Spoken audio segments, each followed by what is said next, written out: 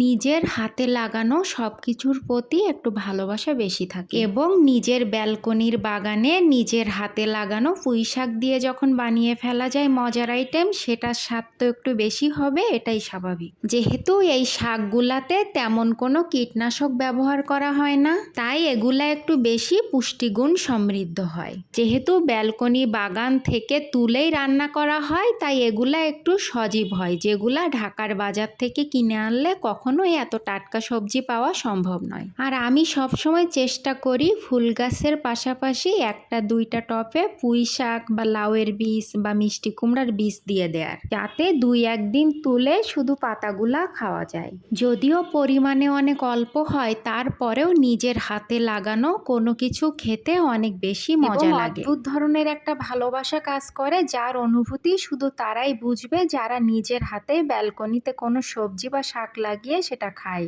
Hello সবাইকে, কেমন আছেন সবাই?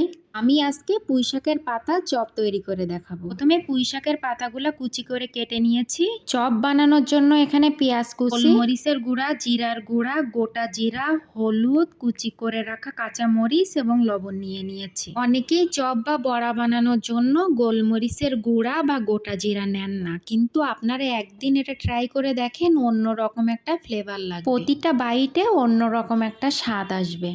প্রথমে পুঁইশাকের কুচি করে রাখা পাতার ভিতরে আমি পরিমাণ মতো বেসন, চাউলের গুঁড়া এবং খুব অল্প পরিমাণে আটার গুঁড়া নিয়ে নিয়েছি। এখন আমি এর ভিতরে কুচি করে রাখা পেঁয়াজ এবং বাকি উপাদানগুলো সব মিশিয়ে নিব। এখন আমি কাঁচামরিচের কুচি, পরিমাণ মতো হলুদের গুঁড়া এবং অল্প কয়েকটা গোটা জিরা, ভাজা জিরার গুঁড়া এবং গোলমরিচের যে গুঁড়া করে রেখেছিলাম সেটাও এর ভিতরে এখন আমি অ্যাড করে দিব। আমার বাসায় বেকিং সোডা না থাকায় আমি বেকিং সোডা অ্যাড করতে পারিনি। আপনাদের বাসায় বেকিং সোডা থাকলে অবশ্যই এর সাথে একটু বেকিং সোডা বা পাউডার অ্যাড করে দিবেন। বেকিং সোডা দিলে এই চপগুলো অনেক ফুলবে এবং খেতেও অনেক মশমশা হবে। এখন আমি সব উপাদানগুলা একসাথে ভালো মতো করে মিশিয়ে নিব। আপনারা এখানে কোনো পানি অ্যাড করবেন না। এই উপাদানগুলা সব যখন একসাথে ভালো মতো মাখাবেন, তখন পুঁইশাকের পাতা থেকেই কিছু পানি বের হবে এবং মাখাটা একটু আঠালো হয়ে আসবে। তখন নিজেরাই বুঝতে পারবেন যে চপ করার জন্য এই মাখাটা রেডি হয়ে গেছে। কড়াই তেল দিয়ে তেলটা ভালো মতো গরম হলে বানানো চপগুলা তেলের মধ্যে ছেড়ে দিবেন। আর অবশ্যই যখন কোনো বড়া জাতীয় জিনিস ভাজবেন, তখন কখনোই হাই হিটে ভাজবেন না, অবশ্যই মিডিয়াম না হলে লো হিটে ভাজবেন।